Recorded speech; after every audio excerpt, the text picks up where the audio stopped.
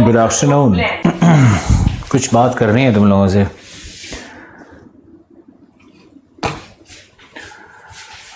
आजकल कोविड चल रहा है, तुम्हारे घर में माता पिता, तुम्हारे पड़ोस में, समाज में लोग सब जो आधे अधूरे ज्ञान है, जिनको हेल्थ के विषय में कोई नॉलेज नहीं है और ट्रेडिशनल नॉलेज, कहीं से सुना हुआ नॉलेज, जो सुनी हुई बात तो आगे जाने के बाद गलत हो जाती है ना।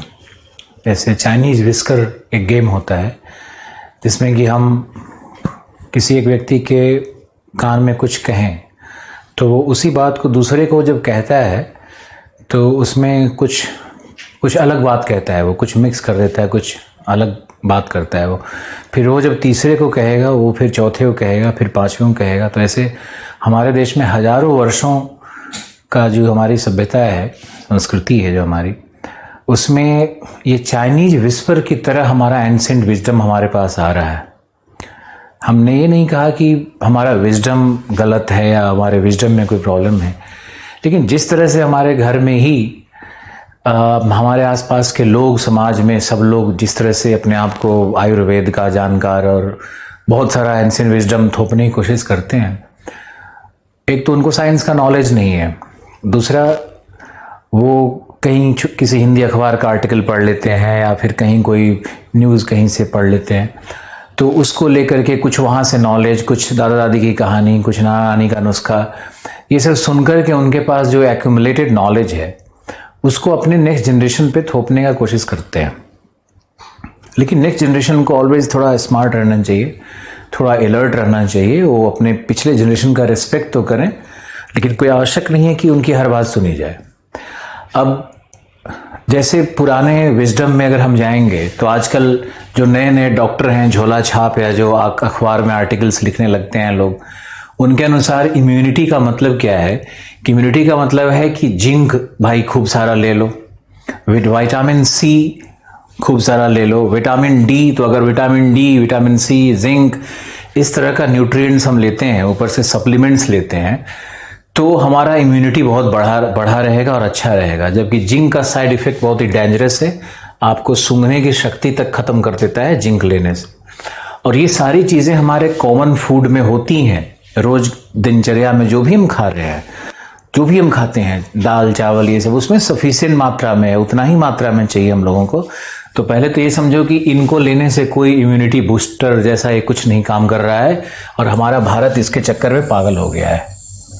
ये खा खा करके लोग ज़्यादा मरेंगे कुछ समय के बाद, और इसके कारण उनको बीमारियां पकड़ेगी। ये विटामिन सी के कारण नींबू का रेट बढ़ गया और आंवला खाने लगे, च्यवनप्राश लोग 3 चम्मच रोज गटक रहे हैं, दूध गर्मा गर्म पिए जा रहे हैं। और फिर ये जो काढ़ा हमारा विजडम है कि काढ़ा पी पी के लोग ने अपना गला खराब कर लिया है, अपना पाचन शक्ति, इन्फ्लेमेशन बॉडी में लेकर के आ गए हैं, अपना गट हेल्थ खराब कर दिया है। आपके बॉडी में जो इंटेस्टाइन्स है, उसमें जो बैक्टीरिया रहता है, उसको कितना काढ़ा पिलाओगे। वो काढ़ा पी पी करके बेचारा, अदरक का घूटी पी पी करके, वो कहे काली मिर्च, दाल चीनी, पता नहीं क्या क्या लोग डाल रहे हैं, दिन दिन भर काढ़ा पी रहे हैं कि हम कोरोना से बच जाएंगे इसके कारण, और हमारा इम्यूनिटी बूस्टर है। तो एक तो आप इस तरह के ऊपर से सप्लीमेंट को लेने से बचो, उसके बाद ये सब काढ़ा वाढ़ा पीना बंद करो, अपने माता पिता को भी बंद करवाओ। और ये जो इम्यूनिटी बूस्टर के नाम पे जो बहुत सारा पैकेट्स बाजार में आ गया है, ये भारत में तुमको मान के चलना है कि 70% जो प्रोडक्ट्स बनाए जाते हैं ये सब फेक प्रोडक्ट्स हैं, और भारत में कोई क्वालिटी कंट्रोल जैसा कुछ नहीं है यहाँ पे। तो भारत में जितने भी एडवर्टीजमेंट्स आ रहे हैं, हॉर्लिक्स आ गया जिसमें जिंक है तो विटामिन सी है, अरे ऐसा कर करके खूब सारा एडवर्टीजमेंट चल रहा है। तो ये भी काम नहीं कर रहा है, ये तो बिल्कुल नहीं। काढ़ा मैंने मना ही कर दिया। अब ये रह गए रामदेव बाबा का कोरोनिल, तो मद्रास के हाई कोर्ट ने तो इन पे 20 लाख का शायद फाइन भी कर दिया है कि ये कोविड के मेडिसिन के नाम पे क्यों बेच रहे हैं इस चीज़ को, और कोई फायदा नहीं होता है ये सब लेने से। आप अच्छा फूड लीजिए और सुबह उठिए 5 बजे 6 बजे, आप कम से कम उठ जाइए। रात्रि को 10 बजे सो जाइए, 10:30 बजे सो जाइए। सुबह में जल्दी उठिए और ब्रेकफास्ट और जो आप लेते हैं उसको थोड़ा सा ध्यान रखिए कि प्रोटीन की मात्रा उसमें ज़्यादा हो। वेजिटेरियन डाइट में भी बहुत प्रोटीन होता है, राजमा है, छोला है, बहुत सारे पल्सेस हैं, मान लो ब्रोकली नहीं मिल रहा है तो गोभी ही मिल रहा है, उसी को ले लो। तो इस तरह का हमारा जो फूड गांव में भी जो उपलब्ध है उसको भी आप ले सकते हो। सुबह उठ करके बहुत दूध नहीं पीना चाहिए, दूध पीने से भी वो लैक्टोज जाने से भी बहुत नुकसान ही करेगा, वो कोई बहुत फ़ायदा नहीं करता है। लस्सी ले सकते हो या कुछ मट्ठा जैसा छाछ ले सकते हो, लेकिन दूध में भी सफिशिएंट कैल्शियम है। लेकिन दूध का मात्रा भी प्रतिदिन बहुत ज़्यादा नहीं लेना चाहिए, उससे भी इन्फ्लेमेशन बहुत लोगों को होने लगता है, और उम्र बढ़ने पर तो बिल्कुल ही नहीं लेना चाहिए। पनीर है, उसमें प्रोटीन है, आप पनीर ले सकते हो। आप सोयाबीन ले सकते हो, सोयाबीन का बरी का कुछ खा सकते हो, बीन्स खा सकते हो, उसमें प्रोटीन है। मटर है, उसमें प्रोटीन है। तो आप इस तरह की चीज़ों को एक कॉम्बो बना करके आप खाओ, आपका इम्यूनिटी बहुत अच्छा रहेगा। और माता पिता से भी रिक्वेस्ट करो कि वो लोग ये सब के चक्कर में बिल्कुल ना पड़ें और अपने आप को बचाएं, क्योंकि इम्यूनिटी को वो चीज़ें भारत में ख़राब कर रही हैं। और ऐसा अनुमान लगाया जा रहा है कि अगर थर्ड वेव या फोर्थ वेव इस तरह अगर कंटिन्यूड रहा तो फिर ये संभावना है कि ये इम्यूनिटी को बचाने वाले नहीं है, इम्यूनिटी को और ख़त्म करने वाले हैं। इम्यूनिटी तो बहुत सारा जेनेटिक्स है, तो वाइट ब्लड कॉर्पस्कल्स का फंक्शन है। तो आपको एक्सरसाइज के रेजिम में जाना चाहिए। हमारा बॉडी में जैसे मान लो कि ये हार्ट है तो ये रेड ब्लड कॉर्पस्कल्स को ये रेगुलेट करता है, रेड ब्लड सेल्स को घुमा रहा है। तो वैसे ही हमारा घुटने के नीचे जो साइड में है ना, काफ मसल्स है। तो हम लोग ये जब एक्सरसाइज करते हैं ऊपर नीचे तो काफ मसल्स में मूवमेंट होता है, उससे हमारा WBC भले ही रेगुलेट हो सकता है। तो WBC को रेगुलेट करने की कोशिश करो ना, थोड़ा एक्सरसाइज करो, रनिंग करो, वॉक करो, सब में काफ मसल्स यूज़ होता है। सीढ़ियाँ चढ़ो, रोज़ कम से कम 100-200-300 सीढ़ी रोज़ चढ़ना चाहिए, जंप कर करके चढ़ो अगर आप युवा हो तो इन चीज़ों का ध्यान रखो। एक्सरसाइज करो, मॉर्निंग में जल्दी उठो, रात को जल्दी सो जाओ, और कभी भी पेट आपका पूरा भरा नहीं होना चाहिए। हाफ फील्ड पेट रखो, एक बार में जितना आपका आवश्यकता है उसका हाफ भोजन लो, भले ही आप 4 बार खाओ, लेकिन हाफ हाफ करके खाते रहो। तो इम्यूनिटी बूस्टर सबसे बड़ा वो है कि आपके बॉडी में फूड होना चाहिए, और इन चीज़ों का ध्यान रखोगे तो आराम से आप वैक्सीनेशन एकमात्र सॉल्यूशन है। अमेरिकन साइंटिस्ट हो, सब लोग यही कह रहा है। तो आप वैक्सीनेशन तो हर हाल में कराओ। मैंने भी वैक्सीनेशन लिया हुआ है, और मैंने कुछ दिन पहले लिया तो कुछ नहीं हुआ। कोविशील्ड लिया, कुछ भी नहीं हुआ, कोई बुखार नहीं, कोई दर्द नहीं, कुछ नहीं। तो वैक्सीनेशन के लिए प्रेरित करो अपने गांव में। कहीं भी वैक्सीनेशन नहीं भी मिल रहा है तो कोई नहीं, 10 दिन के बाद ही सही, 1 महीने बाद ही सही, लेकिन वैक्सीनेट होना बहुत ज़रूरी है। क्योंकि वैक्सीनेशन का मतलब है कि अगर 50% पॉपुलेशन ने उसको ले लिया है तो बाकी 50% पॉपुलेशन भी प्रोटेक्ट होने लगती है। 25% तो प्रोटेक्ट हो ही जाएगी। आप अपने घर में आके इन्फेक्शन फैलाते हो, आप बाहर जाते हो, तो आप जब प्रोटेक्ट हो गए तो आपका घर प्रोटेक्ट हो जाएगा। वैक्सीनेशन लेने के बाद भी कोरोना हो सकता है, लेकिन उसका जो सिविरिटी है, उसकी जो गहनता है, जो आक्रामकता है, वो नहीं रह जाती है। आपके बॉडी में इम्यूनिटी बूस्ट कर जाता है। तो वैक्सीनेशन और अच्छा खाना और प्रोटीन बेस्ड डाइट और दिन भर पानी पीते रहना और सही समय पे सोना, सही समय पे जागना, और कोई किसी भी तरह का चिंता या परेशानी जो होता है, जो हम लोग के इम्यूनिटी को सबसे ज़्यादा डिस्ट्रॉय करता है, वो अल्कोहल से भी ज़्यादा डिस्ट्रॉय करता है। तो उन चीज़ों से बचना, शक, सवाल, संदेह, घेरा, क्या क्या है, क्रोध, इन चीज़ों से भी बचना बहुत ज़रूरी होता है। वो इम्यूनिटी को भी ये जो भावनाएं होती है ना, जो अंदर में जनरेट होते रहती हैं, दूसरे को देख के ईर्ष्या, द्वेष, ये भी इम्यूनिटी को बहुत नुकसान पहुंचाती है। एक कहावत है कि आपके बॉडी में आपने बहुत अल्कोहल पिया है, दारू पी लिया है, तो दारू तो हो सकता है कि बिना इफेक्ट किए बॉडी से निकल जाए, लेकिन अगर आप स्ट्रेस लेते हो तो बिना बॉडी को, माइंड को, शरीर के तंत्र को बिना प्रभावित किए वो कभी नहीं निकलता है, वो डैमेज करके ही निकलता है। तो जितनी बार आप स्ट्रेस ले रहे हो बेवजह, उतनी बार आप अपने बॉडी को डैमेज कर रहे हो और उतनी बार आपका इम्यूनिटी कमज़ोर हो रहा है। Thank you. आज ऐसे ही मेरा मन था कि आपसे इस विषय पे बात करें, क्योंकि अभी हम सुन रहे थे और बहुत अच्छा डॉक्यूमेंट्रीज जो आते रहता है, BBC से आते रहता है, CNN, IBN, बहुत सारा चैनल्स है जहाँ पे आता है, या साइंटिफिक डॉक्यूमेंट्स है, उसको पढ़ते रहते हैं। तो मैंने सोचा कि आप लोग को जल्दी से फटाफट 5 मिनट कम से कम बता दिया जाए, बाकी तो करना ही है।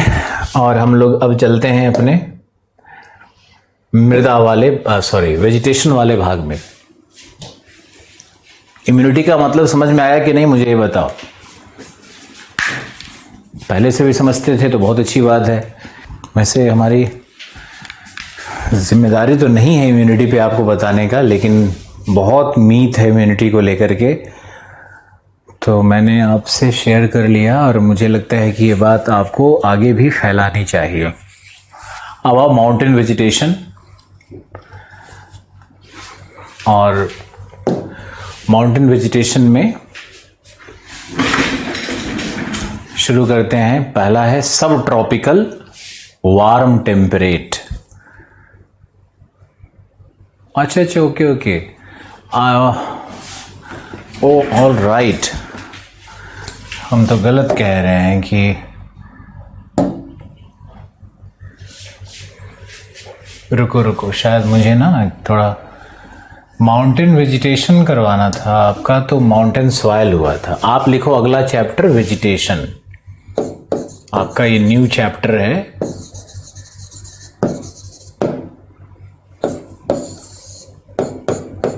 वेजिटेशन, वेजिटेशन क्या है और भारत के संदर्भ में वेजिटेशन को पढ़ना है।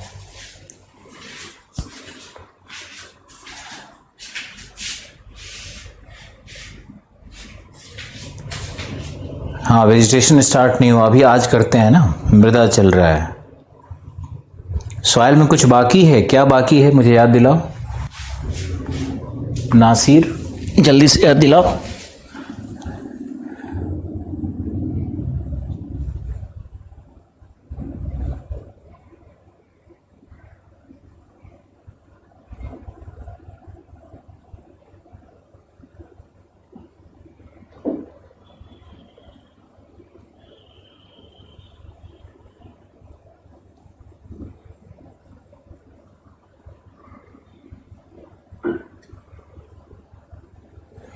सॉइल में क्या बाकी है मुझे बताओ। सर मृदा चल रहा है, माउंटेन सॉइल कंप्लीट हो गया है।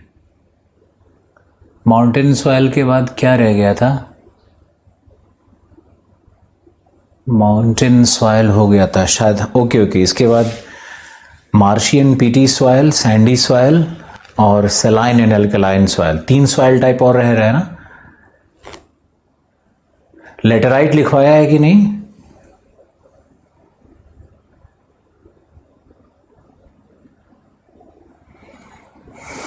एक्चुअली कई बैचेस चलने के कारण ना, इंग्लिश हिंदी और भी बैचेस चलने के कारण कंफ्यूजन सा हो गया मुझे। चलो कोई नहीं,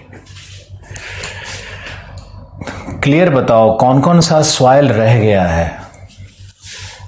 हम यहाँ लिख रहे हैं, पहला है लेटेराइट जो मेरे हिसाब से है, फिर है सैंडी सॉइल, फिर है सेलाइन एंड एल्केलाइन, फिर है मार्शी एंड पीटी। ये चार लिखवाना है या इसमें से कुछ हो गया है? बताओ जल्दी से। यही 4 लिखवाना है ना? लेटराइट भी नहीं हुआ है, ओके।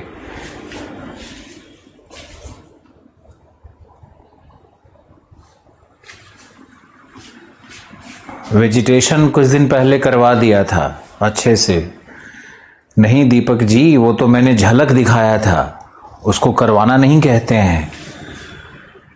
आप लोग डिमांड करिए कि सर और डिटेल, क्योंकि वेजिटेशन में एक प्रश्न बनाएगा खतरनाक सा। वो तो मैंने सिर्फ लिंक बताया था आप लोगों को कि ये कैसे लिंक्ड है। इसका वेजिटेशन का लिंक हमारे आइसो हाइट से कैसे है वो मैंने बताया था। 1 2 3 4 लिखवाना है। चारों लिखवाना है, ओके। सुरजीत सिंह ठाकुर का क्लियर आ गया, चारों लिखवाना है, थैंक यू। आप लिखना शुरू करो। लेटराइट भारत के भौगोलिक क्षेत्रफल का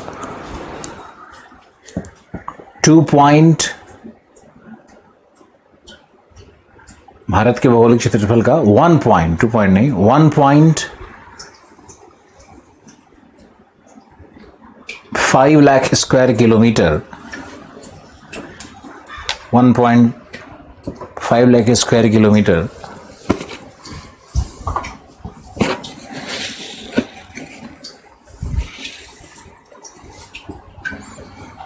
लेटेराइट मृदा प्राप्त होती है।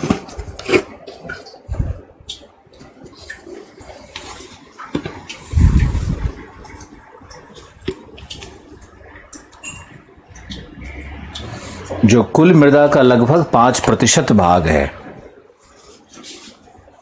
जो कुल मृदा का लगभग 5% भाग है।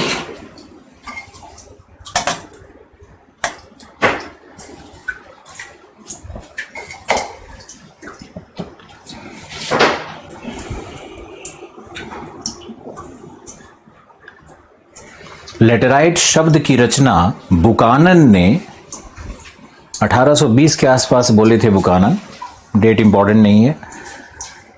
लेटेराइट शब्द की रचना बुकानन ने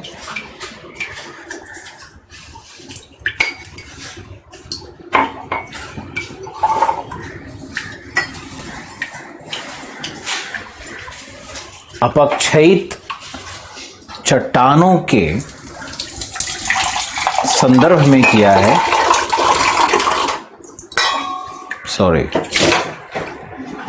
अपक्षयित चट्टानों के संदर्भ में किया है।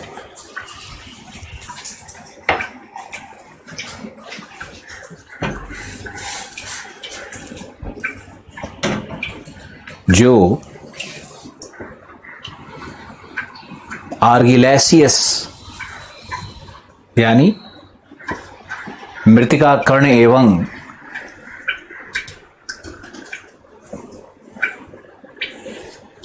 असंगठित पदार्थों में टूट जाते हैं। लेटेराइट मुख्य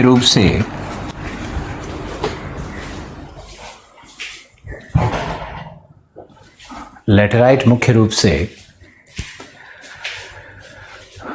पठारी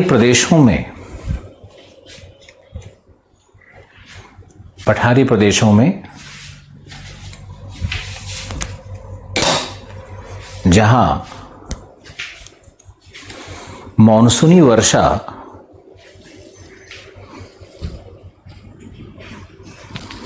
150 सेंटीमीटर से अधिक है,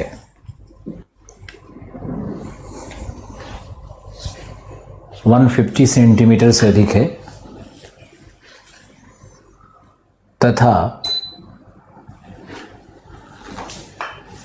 अतिवर्षण के बाद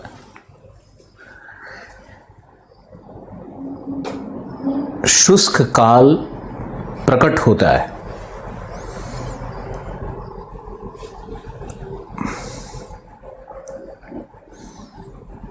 इन दशाओं में सिलिका के लीचिंग होने से, बायोज्योग्राफी में पढ़ाया था मैंने, इन दशाओं में सिलिका के निष्ठालन होने के कारण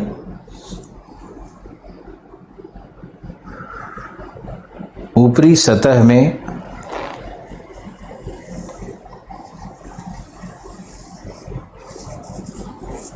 आयरन ऑक्साइड और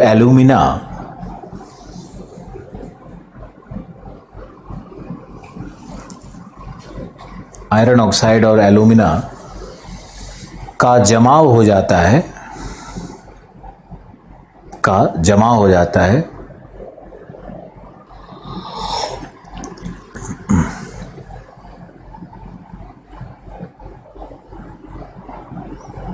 जिसके कारण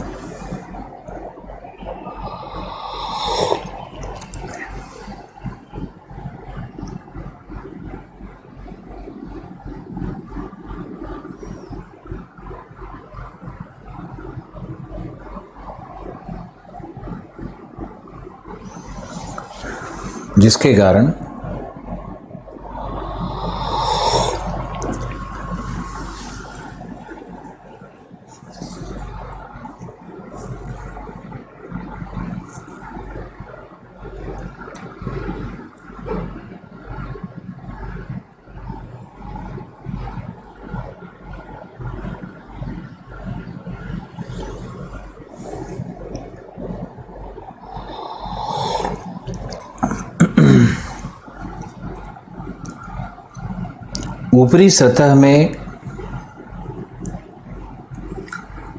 आयरन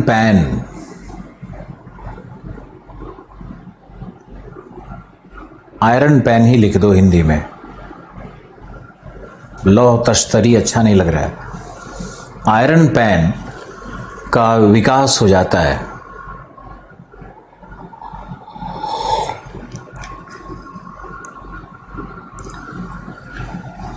आयरन पैन का विकास हो जाता है। देखो, यह मृदा जोत के बाद उपजाऊ हो जाती है।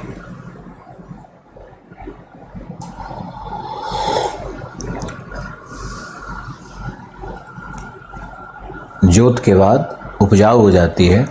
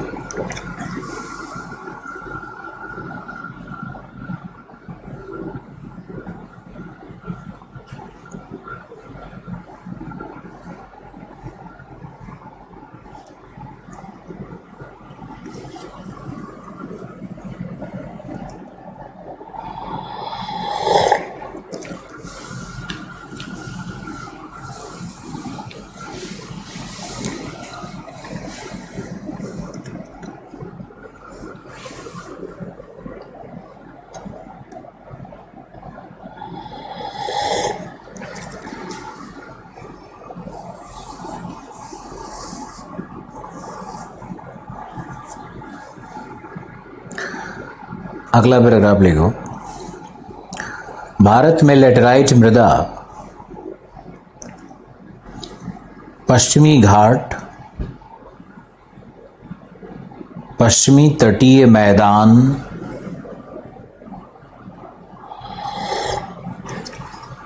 तमिलनाडु की पहाड़ियां, उड़ीसा एवं रांची के उच्च भूमि,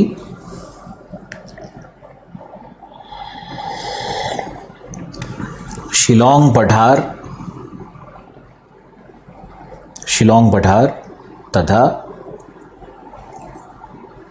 पठार तथा पूर्वांचल हिमालय के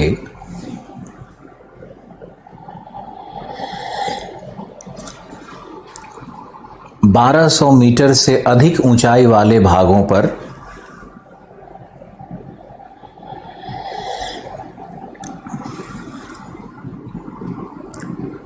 1270 मीटर से अधिक ऊंचाई वाले भागों पर प्राप्त होता है।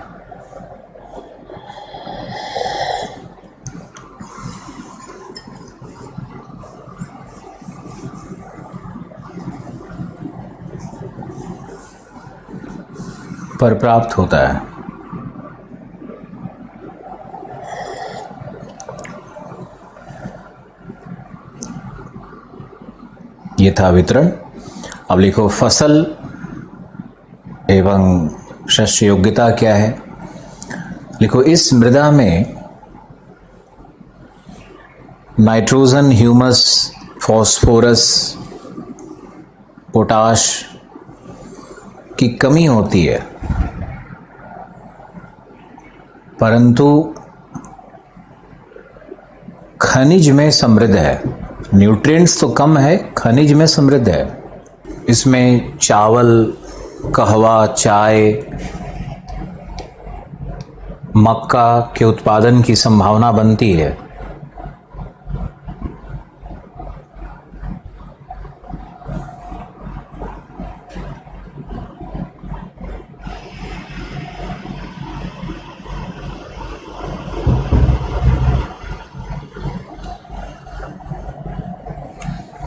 यह मृदा अम्लीय होती है।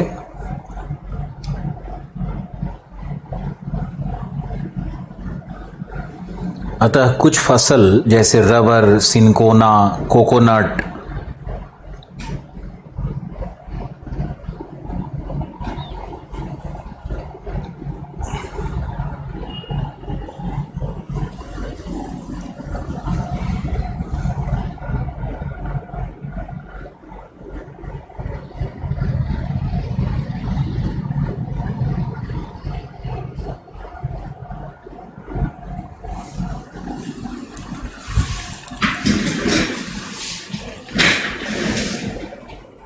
फिर लिखो लैटेराइट में, चूंकि लैटेराइट में आयरन ऑक्साइड एवं एल्यूमिना होता है,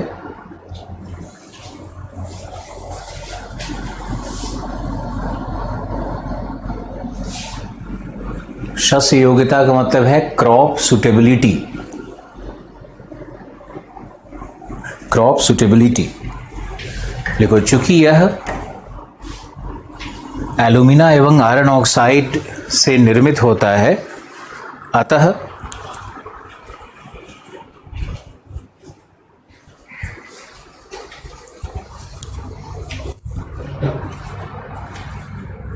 बिल्डिंग मटेरियल के रूप में भी इसका प्रयोग किया जाता है।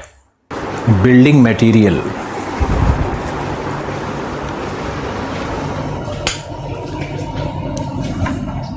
के रूप में इसका प्रयोग किया जाता है। लेटेराइट का जो संख्या है ना, वो यहां पे लिख लो, यह है 2.48 लाख स्क्वायर किलोमीटर। मैंने 1.4 वाला लिखवा दिया, वो ठीक नहीं है, ये आपको लिखना है। नेक्स्ट लिखो सैंडी सॉइल, बलुई मृदा,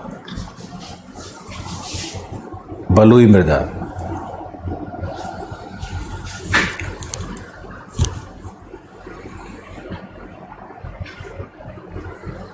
लिखो मुख्य रूप से पश्चिमोत्तर भारत में विस्तृत है। Rajasthan, south western Punjab, southern Haryana, south western Punjab, southern Haryana में विस्तृत है, तथा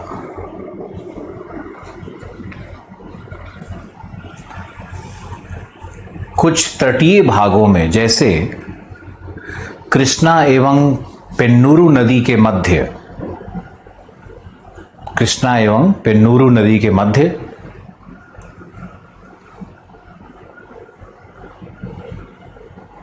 तरंगों के द्वारा निक्षेपण से प्राप्त होता है। पश्चिमोत्तर भारत थार मरुभूमि का विस्तार पटल है। पश्चिमोत्तर भारत थार मरुभूमि से प्रभावित है, या थार मरुभूमि के शिफ्टिंग सैंड ड्यून्स, ध्रियान, मैंने ध्रियान बताया था पहले, तो ऐसा लिख लो कि थार मरुभूमि के विस्थापित बालुका स्तूपों से प्रभावित है, तथा पश्चिमी हवाएं भी बालू का निक्षेप करती हैं। पश्चिमी हवाएं भी बालू का निक्षेपण करती हैं, परंतु यह वास्तव में सिंधु एवं सहायक नदियों का दोमट मृदा है।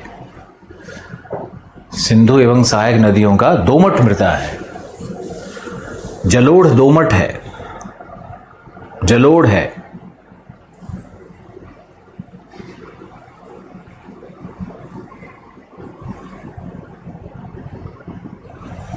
अतः इसमें फास्फोरस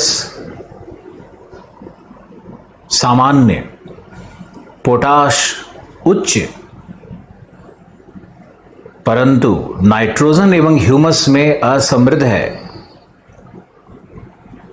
नाइट्रोजन एवं ह्यूमस में असमृद्ध है। हालांकि जिप्सम एवं नाइट्रेट से युक्त चट्टानों के द्वारा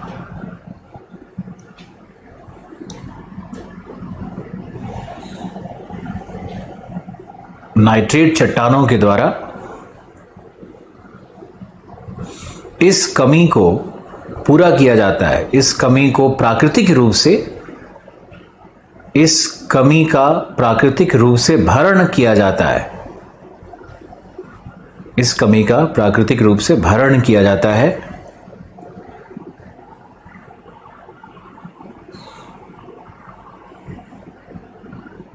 प्राकृतिक रूप से भरण किया जाता है।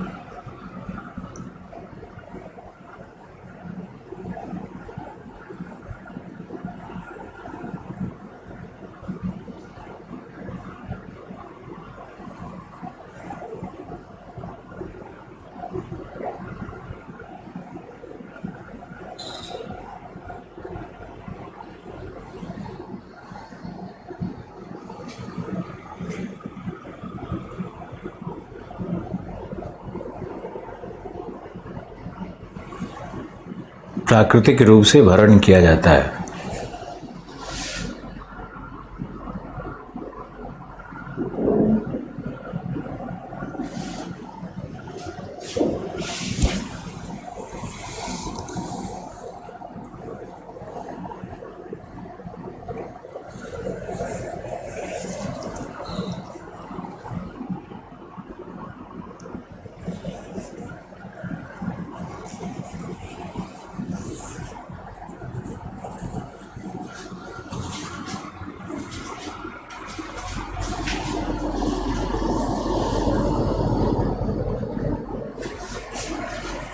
लेटराइट लाल मृदा से अलग प्रॉपर्टी होता है। भारत में जो लाल मृदा है वो लीचिंग उसका नहीं हुआ है। भारत में लाल मृदा डिफ्यूजन ऑफ कलर के कारण बनी हुई है। ध्यान से पढ़ो।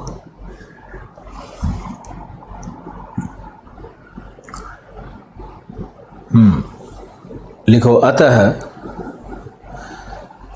जल की उपलब्धता में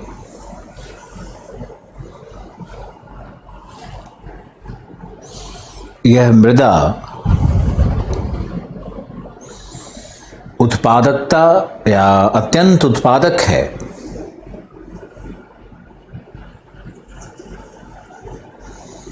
जैसे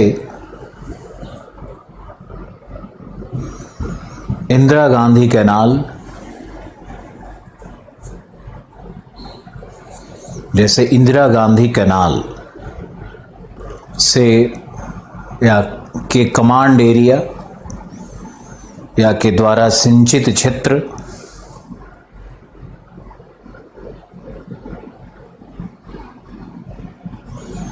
लिखो, यह भारत के लगभग 1.6 लाख स्क्वायर किलोमीटर क्षेत्र में फैली है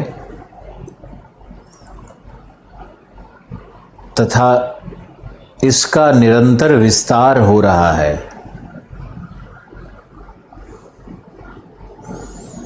इसका निरंतर विस्तार हो रहा है।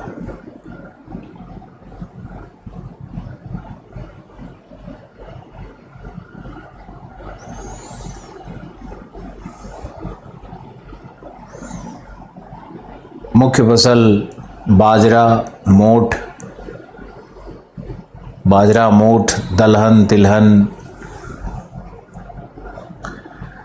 परंतु पूर्वी तट पर चावल कृषि,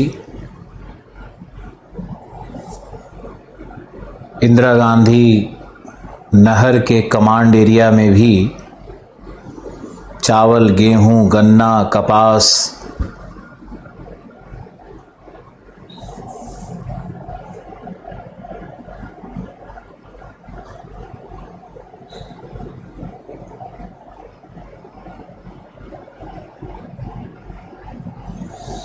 नेक्स्ट लिखो सलाइन एंड अल्कलाइन सॉइल,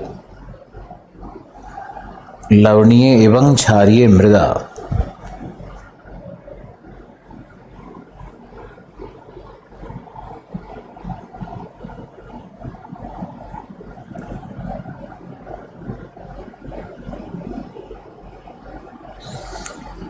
लिखो, यह मृदा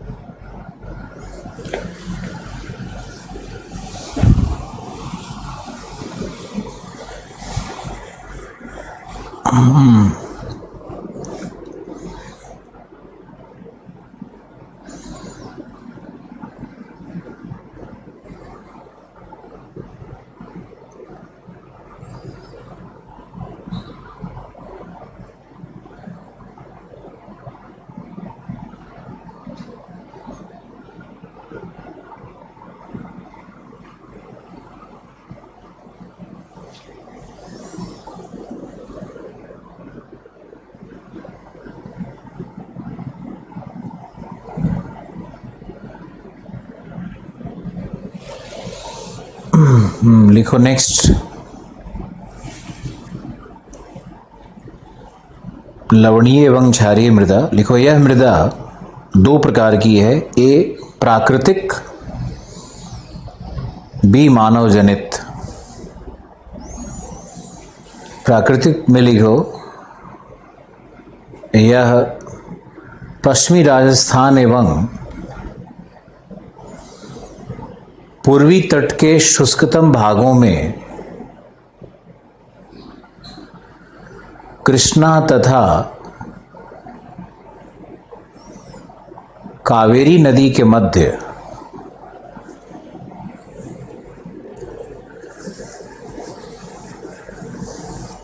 कहीं कहीं प्राप्त होता है।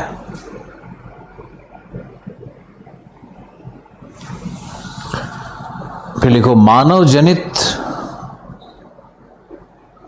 सॉरी उसमें और लिखो तथा कच्छ में भी प्राकृतिक है, कच्छ भी प्राकृतिक है।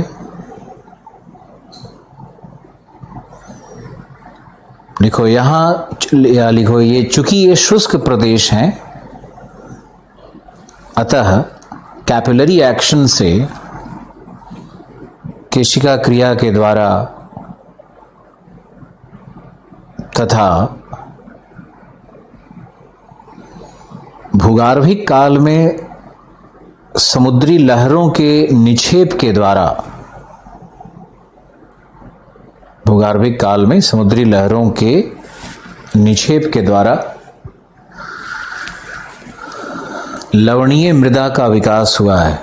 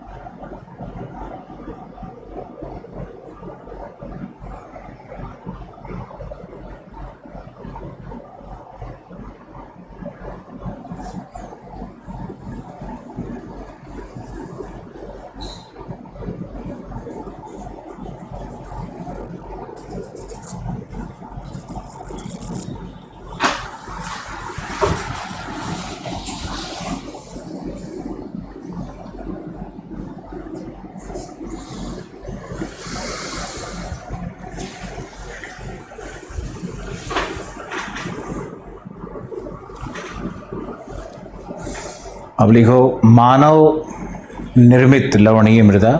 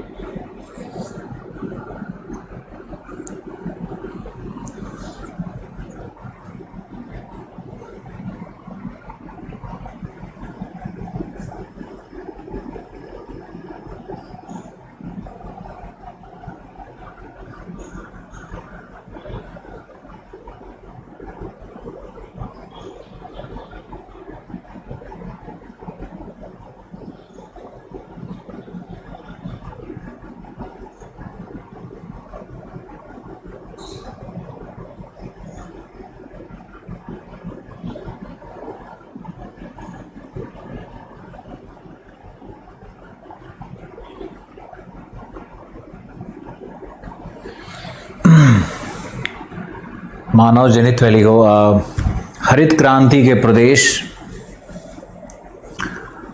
अतिशय सिंचाई, वाटर लॉगिंग,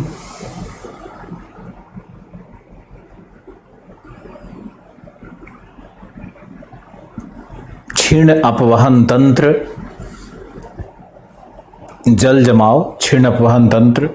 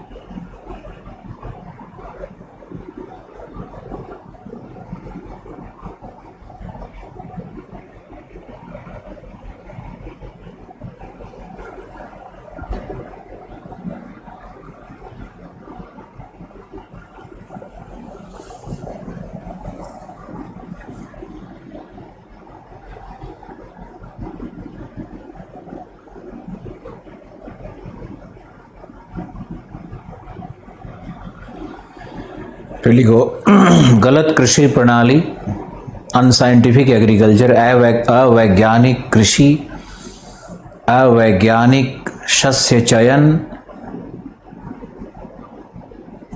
यार बहुत लग रहा है आंख में तेज। अवैज्ञानिक शस्य चयन,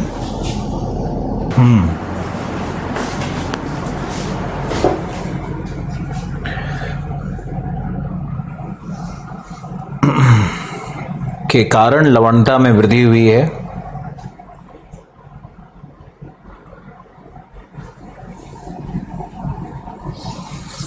फिर लिखो नेक्स्ट, यह लगभग 68,000 स्क्वायर किलोमीटर एरिया में फैला है।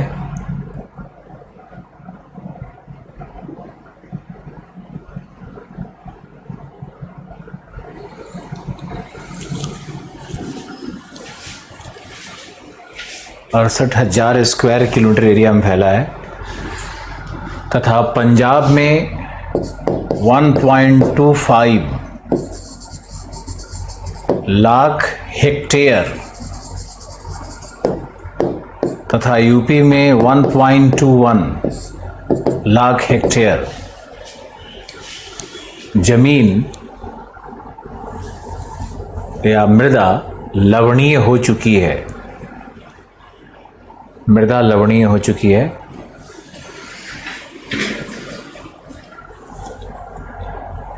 इसे पंजाब में रेह, हरियाणा में कल्लर, यूपी में ऊसर, मध्य प्रदेश में थूर, राकड़,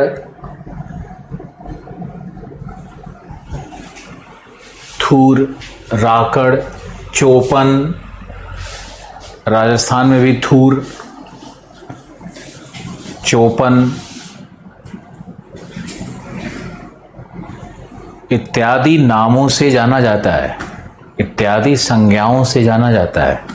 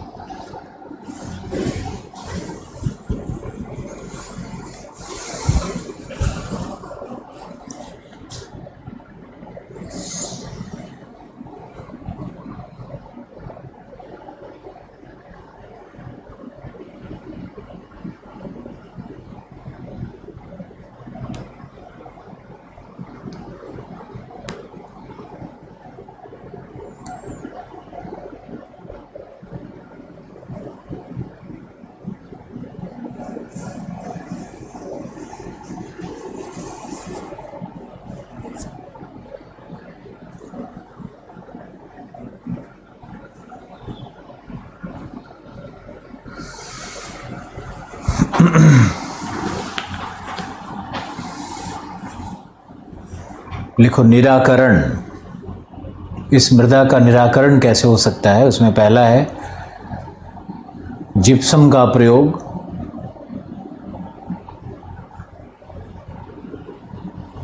दूसरा है जल जमाव एवं जल निकास, जल जमाव एवं जल निकास। लवणीय मृदा के क्षेत्र में पानी भर दो, फिर उस पानी को बाहर निकाल दो, लवण घुल करके निकल जाएंगे। तीसरा है राइस कल्टीवेशन, पैडी क्रॉपिंग, धान कृषि।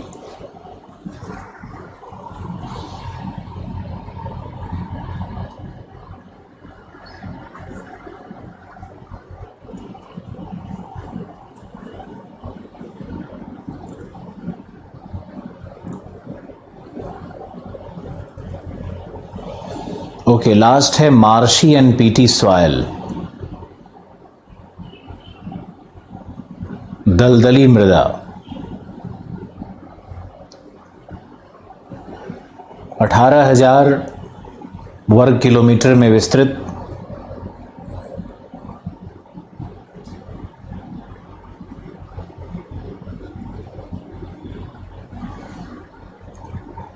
केरल में अलपुड़ा एवं कोट्टयम,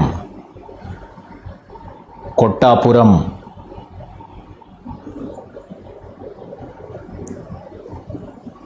में प्राप्त होता है। इसके अतिरिक्त सुंदरबन,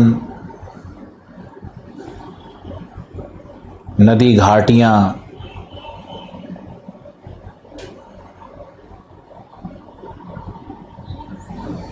केजी डेल्टा,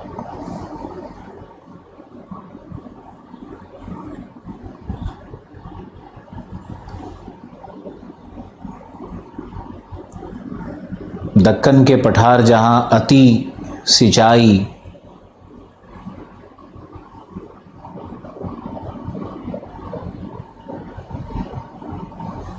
वाले भागों में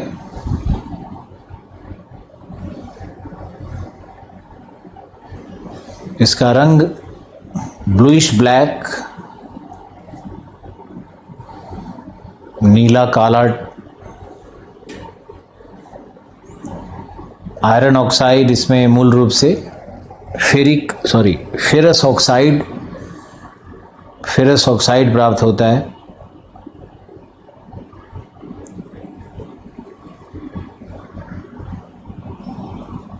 ग्लेभवन की प्रक्रिया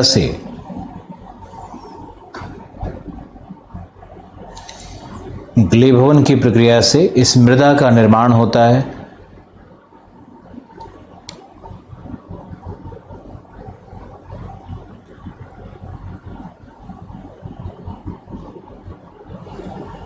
ग्लेभवन की प्रक्रिया से इस मृदा का निर्माण होता है।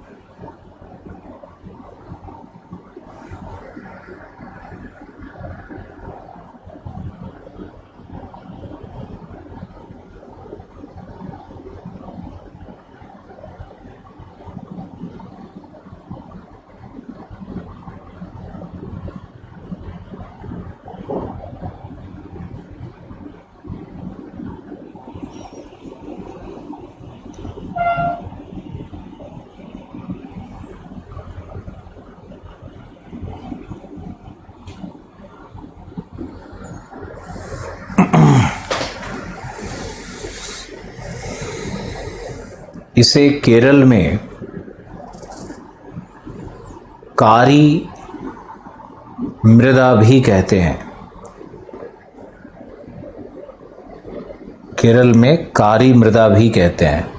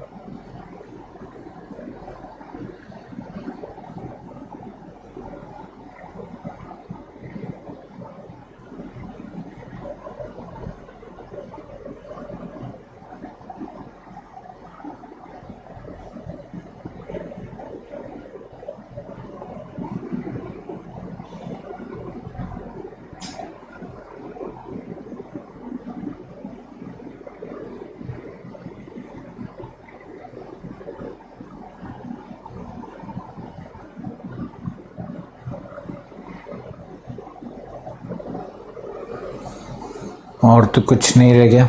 लिखो इसमें क्रॉप क्या होगा, मुख्य फसल।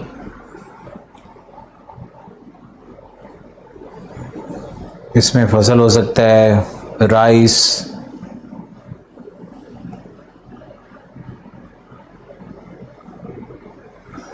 रबर,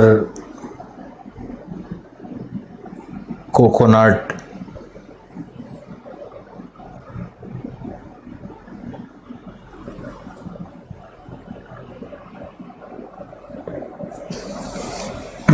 केरला राइस थोड़ा बहुत पॉपुलर है, रेड राइस,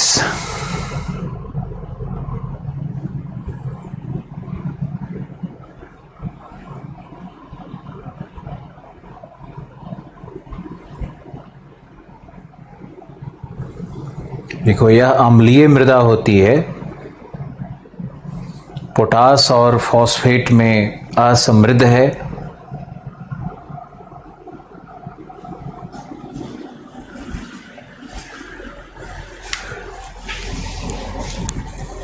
वर्षा काल में कृषि संभव नहीं है, वर्षा काल में कृषि संभव नहीं है, लेकिन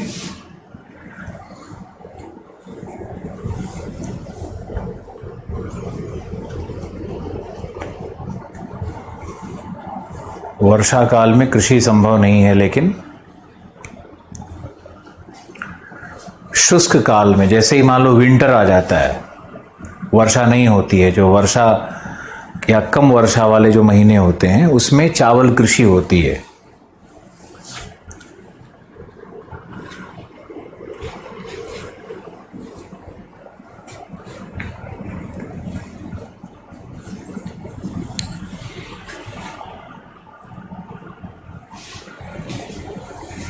ओके, मृदा हो गया। वनस्पति पे आते हैं। मृदा का एक छोटा सा रीडिंग कर सकते हो।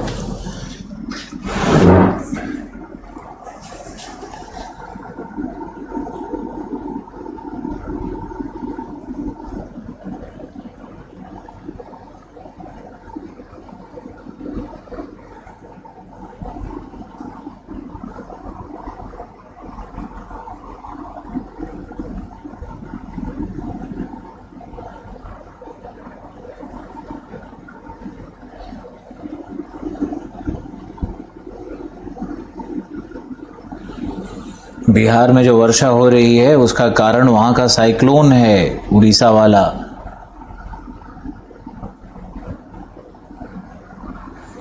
चीनी और गुड़ के अलावा कोई विकल्प चाय में पीने का? अगर आप चाय में चीनी और गुड़ नहीं ले रहे हो तो आप ले सकते हो स्टीविया। स्टीविया एक लीफ होता है, इससे स्वीटनर बनता है, तो स्टीविया आप ले सकते हो। नहीं तो आप ले सकते हो कोकोनट। कोकोनट शुगर का प्रयोग आप कर सकते हो। कोकोनट शुगर या स्टीविया, चाय में चीनी नहीं लेना चाहते हो तो। स्टीविया एक प्लांट बेस्ड शुगर है, लेकिन आपको याद रखना है कि जो भी शुगर है वो शुगर ही है। हम लोग जो कहते हैं ना शुगर फ्री ले लिया, वो एक केमिकल है, वो सिक्रीन है, वो और भी डेंजरस है। शुगर फ्री तो कभी लेना ही नहीं चाहिए। किसी भी प्रोडक्ट पे लिखा रहे शुगर फ्री तो उसको तो बिल्कुल मत खाया करो, वो केमिकल है वो। आप जो चावल खाते हो उसमें भी शुगर है। आप जो दूध पीते हो वो भी लैक्टोज जाकर के ग्लूकोज में ही कन्वर्ट होता है। आप जो फल खाते हो फ्रुक्टोज, वो भी जाकर के ग्लूकोज में ही कन्वर्ट होता है। तो हम लोग दिन भर में बहुत शुगर खाते हैं और ऊपर से क्या करते हैं, मिठाई भी, 4 रसगुल्ला दबा दिए। हमारे भारत में तो परंपरा है कि अपने घर में मिठाई खाएं ना खाएं, दूसरे के घर वाला जरूर खा जाते हैं। मुफ्त का चंदन घिस मोरे नंदन, ये जो भारतीयों का अपना हिसाब किताब है उसमें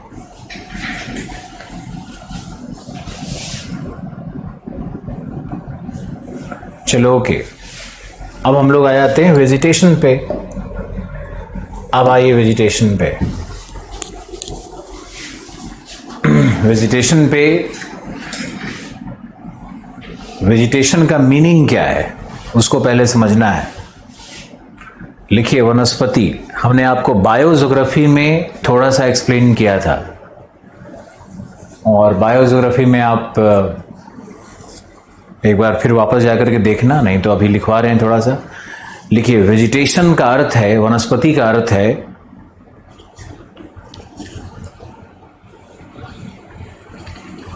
वनस्पति का अर्थ है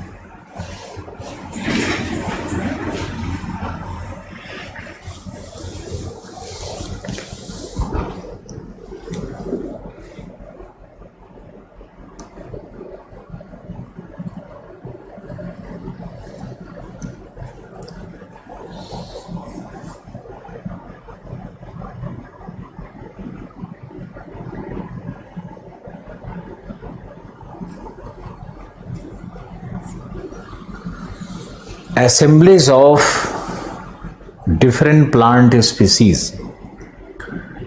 विभिन्न पादप प्रजातियों का समूहन,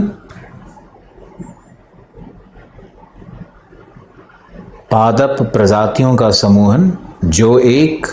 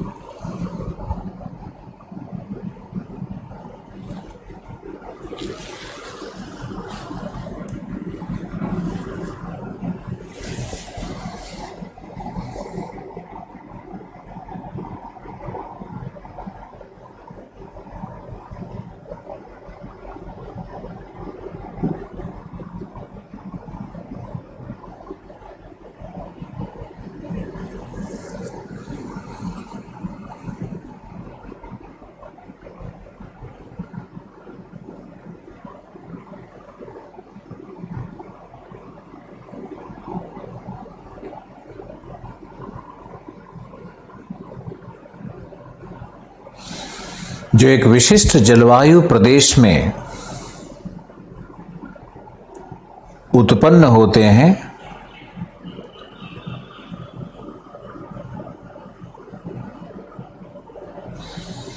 तथा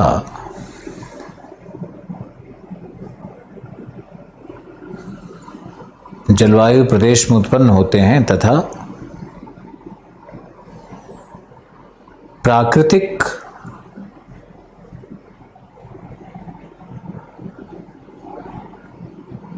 अथवा इंडोरिक स्वस्थानिक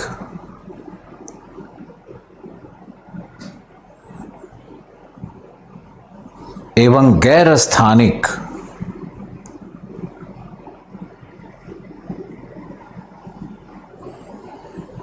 तथा अध्यारोपित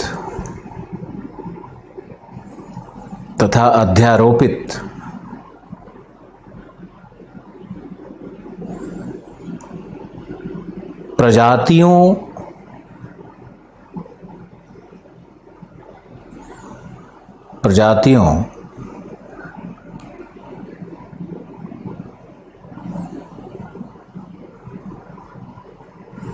से के संकुल, प्रजातियों के संकुल, कॉम्प्लेक्स ऑफ इंडोरिक, एक्सोटिक, फ्लोरिस्टिक प्लांट्स के संकुल का प्रतिनिधित्व करते हैं, के संकुल का प्रतिनिधित्व करते हैं।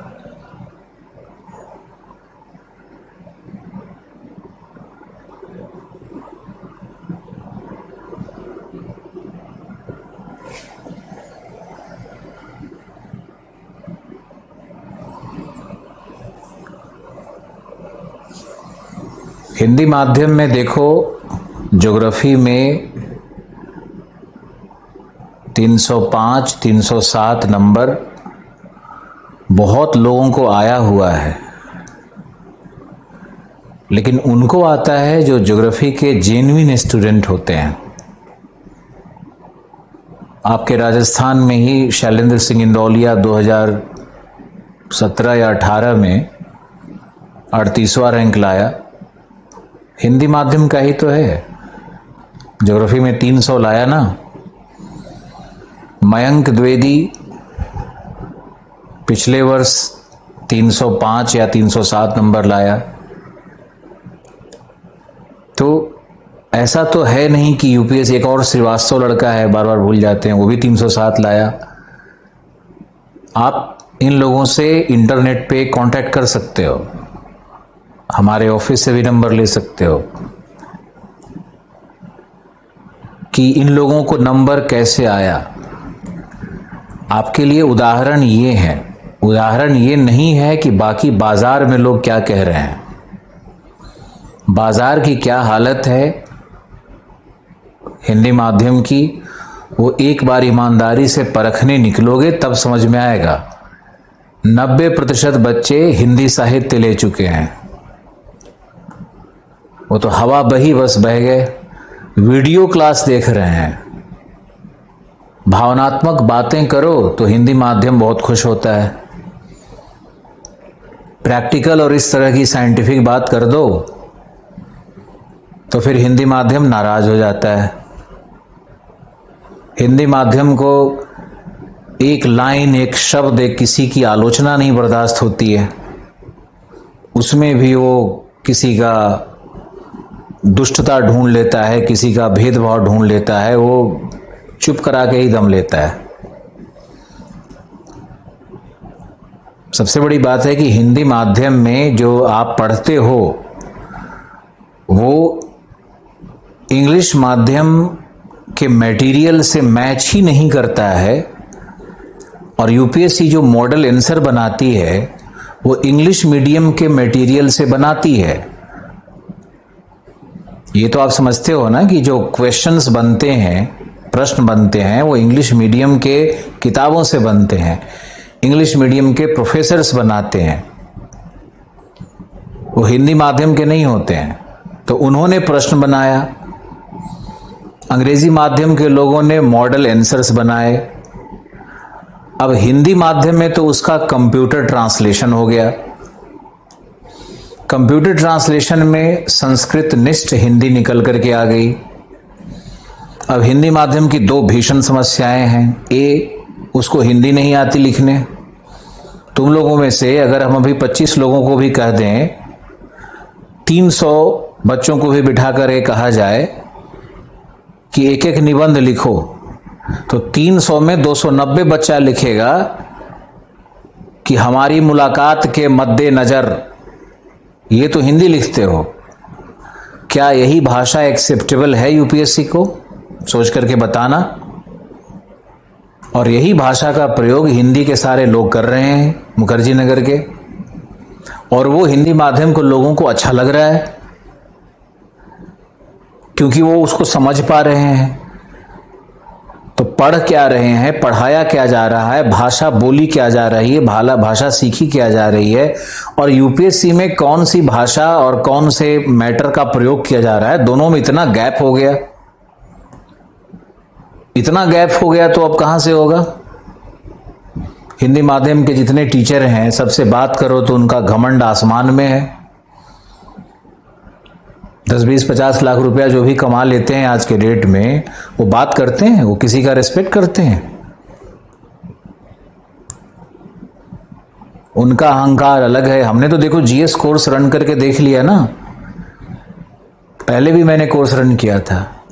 इंग्लिश मीडियम में स्मूथ चलता है, हिंदी माध्यम में सबका, जिसको थोड़ा बहुत कहीं 4 जगह पढ़ा करके भी पैसा कमा रहा है दूसरी संस्था में, इन लोगों का भी घमंड आसमान सर छूता है। बात करने में डर लगता है, इनको बोलने में डर लगता है इन लोगों को कि आप ये गलत कर रहे हो, ये सही है। आप उनको गाइड नहीं कर सकते, उनके साथ फ्रेंडली डिस्कशन नहीं हो सकता है। फ्रेंडली डिस्कशन हो सकता है इंग्लिश माध्यम के लोगों से, शायद हम कर लें, वो हमारी बात सुन लें, हमारी बात समझ लें, उनकी बात हम सुन लें, समझ लें, उनसे हम कुछ सीख लें। लेकिन हिंदी माध्यम में संभव नहीं है। तो समस्या एक लेवल पे थोड़ी ही है, समस्या तो मुख्य रूप से कल्चरल लेवल पे है। सोच और चिंतन और जो विचार बन रहे हैं, जिस तरह का जिस चीजें हो रही हैं, उसके लेवल पे समस्या है ना। भाषा सीखना नहीं है। हिंदी की भाषा कैसे लिखी जाती है? एनसीईआरटी में कैसी भाषा लिखी गई है? तुम लोग मेरे स्टूडेंट हो, तुम लोग में से ही कोई 320-330 नंबर लाएगा। प्रश्न क्या होता है कि मान लो मैंने तुमको मृदा पढ़ाई, अब मृदा में मैंने आपको 8 प्रकार का मृदा पढ़ा दिया। अब मृदा में प्रश्न पूछ दिया कि ब्लैक सॉइल की शस्य उत्पादकता एवं शस्य योग्यता किस प्रकार औद्योगिकरण के प्रवृत्तियों को निर्धारित करती है, ये मान लो प्रश्न पूछ दिया, तो तुम में से कितने लोग लिख पाओगे? कितने लोग अच्छा करोगे? चैलेंज तो ये है ना। हमने तो सब लिखवा दिया। डेक्कन ट्रैप कैसे बना लिखवाया हुआ है, वर्षा कितनी होगी लिखवाया हुआ है, मृदा का स्वरूप लिखवाया हुआ है, ब्लैक कॉटन सॉइल कहा हुआ है, ह्यूमस नहीं है वो भी लिखवा दिया है, नाइट्रोजन नहीं है लिखवा दिया है, पोटाश है वो भी लिखवाया है, कॉटन क्यों होता है वो भी लिखवाया है। कृषि भूगोल पढ़ाएंगे, कॉटन का डिस्ट्रीब्यूशन भी पढ़ा देंगे, कहाँ होता है, डिस्ट्रिक्ट का नाम लिखवा देंगे, औद्योगिकरण क्यों होता है उसके कारण को पढ़ा देंगे, कॉटन टेक्सटाइल इंडस्ट्री को पढ़ा देंगे। ये भी समझाए कि 100 सेंटीमीटर से अधिक वर्षा और 100 सेंटीमीटर से कम वर्षा वाली रेखा में क्या अंतर होता है, 100 सेंटीमीटर कम वर्षा वाले में कैसे ज्यादा संभावना है औद्योगिकरण का, वहां के कृषि फसल किस प्रकार के होते हैं, कैश क्रॉप क्यों होते हैं, आगे और पढ़ाएंगे। लेकिन आप नहीं लिख पाओगे। अपनी योग्यता पे सब लोगों को सोचना है, अपने आप को डेवलप करना है। और जब तक डेवलप नहीं करोगे, इवॉल्व नहीं करोगे, जब तक इन चीजों को जोड़ना नहीं सीखोगे, तब तक कहां से आईएएस बनोगे? पीसीएस अधिकारी बन सकते हो। पीसीएस में तो सीधे सीधे आएगा, भारत की मृदा का वर्गीकरण करें, संबंधित फसल को लिखें, वो हमारा नोट्स डायरेक्ट काम करेगा। लेकिन यूपीएससी में हम कितना भी प्रयास कर लें, वो डायरेक्ट वाला फैक्टर नहीं आ सकता है, क्योंकि यूपीएससी कौन सा लिंक कहां जोड़ेगी ये असंभव है। लेकिन फिर भी उस असंभव को मैंने संभव किया हुआ है, क्योंकि एक एक विषय को पूरा इलेबोरेट कर रहे हैं, विषय का विस्तार कर रहे हैं, विषय को खोल रहे हैं, लंबा टाइम दे रहे हैं। एक एक भूभौतिक प्रदेश पर मैंने लंबा लंबा लिखवाया, भूगर्भ शास्त्र से लेकर सब कुछ करवा ही रहे हैं।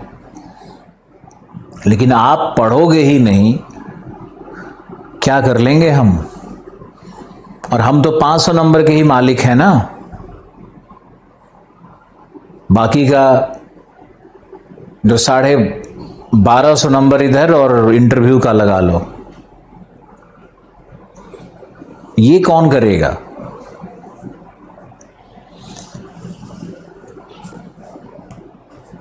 पीटी में करंट अफेयर कैसे पढ़ना है, उसको बार बार समझाओ, लेकिन हिंदी माध्यम को कभी समझ में नहीं आएगा। बार बार समझाते हैं कि मूल चीजों को देखा करो। हिंदू न्यूज़पेपर के आर्टिकल्स को सिर्फ रोज के 1-2 आर्टिकल को पढ़ना होता है, ज्यादा नहीं पढ़ना होता है। इंटरनेशनल पेज है, एडिटोरियल पेज है, वहां पर जाओ। संडे के स्पेशल, ट्यूसडे के स्पेशल, फ्राइडे के स्पेशल जो आते हैं उस पेज पे चले जाओ। एक आध आर्टिकल मुश्किल से मिलता है, उसको नोट करते रहो। 1-2 वेबसाइट पकड़ लो, इनसाइट ही पकड़ लो, विजन का ही पकड़ लो, किसी एक को पकड़ लो। बस ये गलती से कथा लिखने वाले और भावनात्मक कथा लिखने वाले लोगों को मत पकड़ो। मैंने पता नहीं कहां समझाया था ये बात कि इजराइल और पैलेस्टीन के बीच जो प्रॉब्लम हुआ उसमें भारत की क्या भूमिका होगी, ये प्रश्न आएगा। एनर्जी क्राइसिस को कैसे बढ़ा सकता है, ये प्रश्न आएगा। इस्लाम का समर्थन करना है कि यहूदी का समर्थन करना है, ये प्रश्न नहीं आएगा। इस्लामिक राष्ट्र क्या कर रहे हैं, ये सब प्रश्न नहीं आएगा। यूपीएससी का इससे कोई लेना देना नहीं है। तो जो मुद्दे उठते हैं, विश्व के मुद्दे उठते हैं, उसमें प्रश्न क्या छुपा हुआ है, यूएनएससी की क्या भूमिका होगी, ये पढ़ो ना। यूनाइटेड नेशन सिक्योरिटी काउंसिल की क्या भूमिका होगी इजराइल पैलेस्टाइन विवाद में, ये पढ़ो। कितने लोग मारे गए, कौन बम मार दिया, तो मिसाइल सिस्टम कौन सा है, मान लो मिसाइल डिफेंस सिस्टम है इजराइल का, तो उसके अंदर में जाके साइंटिफिक बातों को पढ़ो। ये यूपीएससी है कि वो जो डोम बनाता है, आयरन डोम बनाता है, उसको किस प्रिंसिपल पे आधारित है, ये पढ़ो। भारत का डिफेंस मिसाइल सिस्टम क्या है, ये ज्यादा इंपॉर्टेंट हो गया आज के डेट में। ईरान, आपने वहां देखा कि पैलेस्टाइन में आयरन डोम को ही भेद कर रहा था। 10% मिसाइल उसका फायर हो जा रहा था, हिट कर रहा था टारगेट को। तो भारत में कौन सा मिसाइल डिफेंस सिस्टम है? भारत तो चारों तरफ से घिरा हुआ है, चाइना का विशाल बॉर्डर, इधर पाकिस्तान पूरा बॉर्डर, दुश्मन से घिरा हुआ है। बांग्लादेश का भरोसा नहीं कर सकते हो कि कब बांग्लादेश किसका साथ दे दे। इस्लामिक कंट्री है, वो ओआईसी से अलग डिसीजन लेगा कि नहीं लेगा, ये बड़ा मुद्दा हो जाएगा। वहां भी तेल का क्राइसिस है। आपके साथ इसलिए साथ निभा रहा है कि उसको भारत से बहुत लाभ मिलता है, व्यापार में, हर चीज में मदद मिलती रहती है, तो शांति से रहता है। फरक्का पे हमारा पानी का बराज है, चुप रहता है, फन नहीं उठा रहा है। तो यूपीएससी में पढ़ना क्या है और कहां पढ़ रहे हो और क्या मजा ले रहे हो, दोनों में तो अंतर है। इसलिए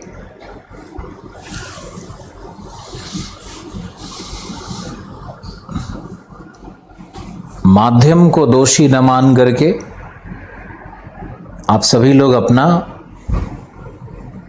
मेहनत, अपना ईमानदारी, अपनी दिशा को सही रखिए। मुझे आशा है कि जितना डिटेल्ड आपके बैच को मैंने पढ़ाया है और जितना डिटेल पढ़ा रहे हैं,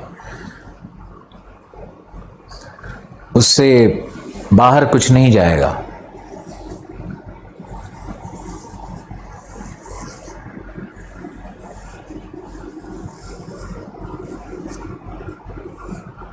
आपको लिखने ही नहीं आएगा तो क्या उपाय है?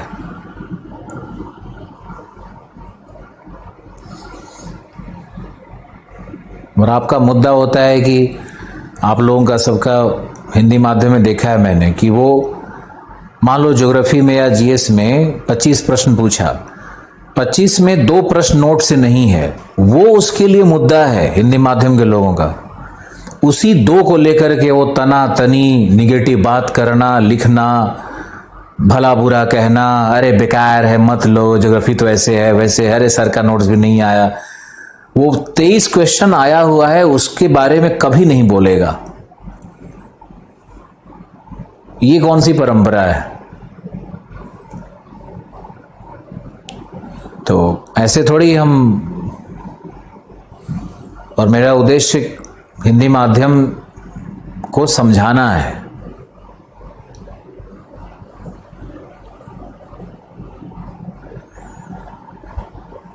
अब वनस्पति की मैंने क्या परिभाषा लिखवाई? एग्जाम में ये लिख के आओगे कभी? इसमें से आधा टांग तोड़ दोगे। ईगो में सोचोगे कि हम इसको रटे क्यों? अरे रटोगे ही नहीं, किताब पढ़ोगे ही नहीं, अपने से कहां से लिखोगे बताओ? तुम साइंटिस्ट हो, तुम रिसर्चर हो, तो कम से कम लिखो तो इसको जो लिखवाया। वनस्पति क्या है उसका वर्णन किया ना मैंने 4 शब्द में। हर टॉपिक पे मैंने वर्णन किया हुआ है। तब स्टूडेंट पूछता है कि आंसर में क्या लिखें सर? यही तो त्रासदी है। चलो कोई नहीं, उम्मीद है कि तुम लोग हमारी बातों का बुरा मानने के बजाय अपने अंदर के चेतना को थोड़ा जागृत करोगे और मेहनत के लेवल को बढ़ाओगे, संघर्ष को बढ़ाओगे।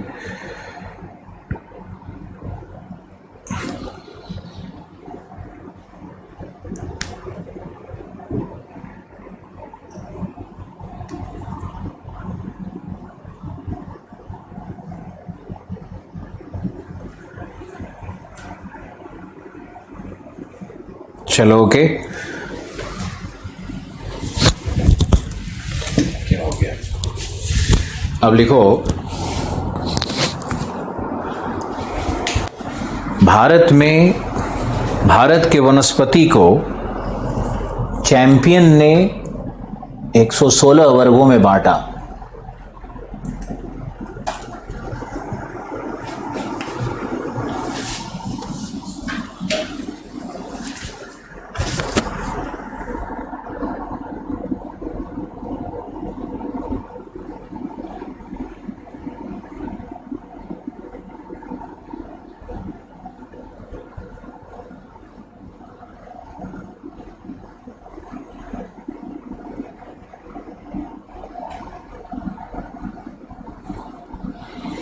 आंसर राइटिंग का डर तभी निकलेगा जब आपके पास शब्दकोश होगा, आपके पास ज्ञान होगा।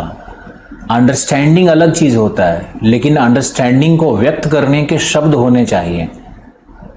और जब आपका अंडरस्टैंडिंग है, मान लो आप सुरजीत सिंह ठाकुर, आप समझ रहे हो कि अल नीनो क्या है, लेकिन जब लिखने गए तो समझ में नहीं आ रहा है कहां से लिखें।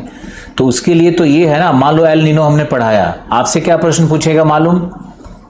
आपसे प्रश्न पूछेगा कि अल नीनो का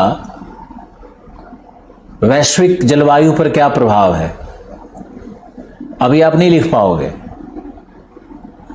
वैश्विक जलवायु पर क्या प्रभाव है मैंने तो पढ़ाया। पेरू पर वर्षा हो जाती है, इंडोनेशिया में सूखा पड़ जाता है, भारतीय मॉनसून उलट जाती है, अफ्रीका के सहारा डेजर्ट पे वर्षा हो जाती है, सोमालिया पे निम्न दाब बन जाता है। सब लिखवाया मैंने, दिखाया भी, समझाया भी, लेकिन लिख नहीं पाओगे। क्या करेगा टीचर? बहुत लोगों की योग्यता भी नहीं होती है आईएएस बनने की। Fish cannot climb a tree. मैं आपके लिए नहीं बोल रहा हूं सुरजीत, आप बहुत अच्छे स्टूडेंट हो, ईमानदार बहुत हो, आप बहुत मानते हो मुझे, लेकिन ये समझो, can a fish climb a tree? If you ask a fish to climb a tree, you can never understand his merits. कैसे उसके गुण को समझोगे आप? A fish can swim in deep waters. बहुत लोगों को लेखन शक्ति नहीं है, आईएएस की तैयारी में लगे हुए हैं। बहुत लोगों का दिमाग बहुत भटकता है, आईएएस की तैयारी में लगे हुए हैं। हिंदी माध्यम 90% बच्चों का देखा है मैंने, दिमाग ही खराब है, भटकते रहता है, कुछ से कुछ सोचते रहता है, क्या करता है कुछ समझ में नहीं आता है। हमारी बातें कितनी कड़वी हैं बताओ। एक प्रोफेशनल टीचर को ये सब बोलना चाहिए? ऐसा हम अपने छोटे भाई को बोलें वो भी हमसे नाराज हो जाए, लेकिन हम बोलते हैं आपसे।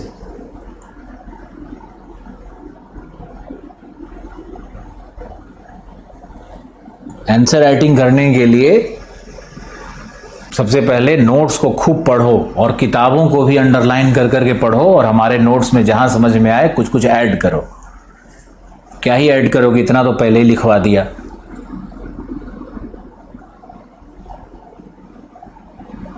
हमने 50-50, 60-60 क्वेश्चन का एक बुकलेट बना के दिया हुआ है आपको। आप उसमें लिख रहे हो, नहीं लिख रहे हो, प्रैक्टिस कर रहे हो, नहीं कर रहे हो। क्यों भाई? समय नहीं है। फिर बोलोगे समझ में नहीं आ रहा है, क्या करें? कोई बात नहीं है, कोर्स खत्म होने के बाद करो, कभी तो करो, दोबारा पढ़ने जाओगे तब करो। हम तो यही हैं।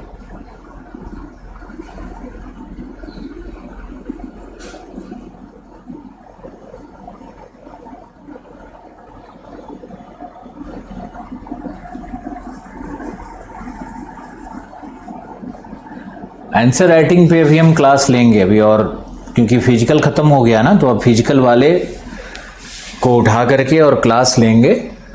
आप लोग में आत्मविश्वास भरना है मुझे, आपके बैच में भरना है मुझे आत्मविश्वास कि आप सब लिख सकते हो। हिंदी माध्यम बहुत रसातल में चला गया है, और मेरे से जो लड़के जुड़े हैं ये निश्चित रूप से बहुत साइंटिफिक लड़के हैं या अच्छे लड़के हैं, क्योंकि हमारे पास गंवार नहीं आता है, और गंवार आता है तो टिकता नहीं है, हम टिकने ही नहीं देते हैं। तुम मेरे किसी भी पुराने बैच से पूछ लो कि आलोक रंजन कभी डेमो क्लास नहीं देता है। आलोक रंजन ने कभी भी पहला 3 क्लास अगर फ्री भी कोई लड़का आया तो हम पढ़ाते ही नहीं हैं, हम बिल्कुल नहीं पढ़ाते हैं। जयप्रकाश, तुम किसी भी हमारे दिल्ली के लड़के से पूछ लो कि आलोक सर का जब बैच शुरू होता है तो 3 दिन क्या करते हैं।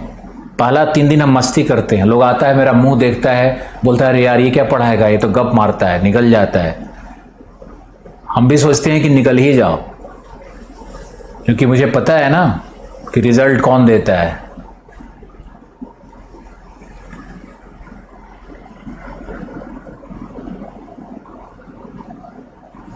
पेपर 2 ह्यूमन इकोनॉमिक ज्योग्राफी शुरू करने वाले हैं कल से। कल 9 बजे से वही करेंगे, और आपका जो ये वनस्पति और 1-2 टॉपिक रह गया है इसको हम कल ही कर लेंगे 3 बजे से। तो कल आपका 2 क्लास होगा। आप लोग इस बात को समझे। कल आपकी 2 क्लासेस होंगी। कल आपकी क्लास होगी, पहली क्लास होगी सुबह 9 बजे, जिसमें या तो हम समकालीन समस्याओं से शुरू कर दें। समकालीन समस्याओं वाली चैप्टर को करना चाहिए, क्योंकि भौतिक भूगोल के बाद उसका बड़ा सुंदर लिंक है, और वहाँ से कोई भी व्यक्ति पढ़ सकता है, फ्लड ड्राउट से कोई भी व्यक्ति पढ़ सकता है। कल से नए बच्चे जुड़ने वाले हैं, उनको मैंने बहुत दिन से रोक रखा है। अगर सच कहो तो हम पिछले 20 दिन से उनको रोक रखे हैं, लेकिन वो बच्चे हैं जिनको हम ही से पढ़ना है, वो कहीं जा ही नहीं रहे। तो हमारे पास तो वही स्टूडेंट आते हैं जिनको पढ़ना है, जिनको सिर्फ हम ही से पढ़ना है। इसलिए कल हमारा 2 क्लास होगा।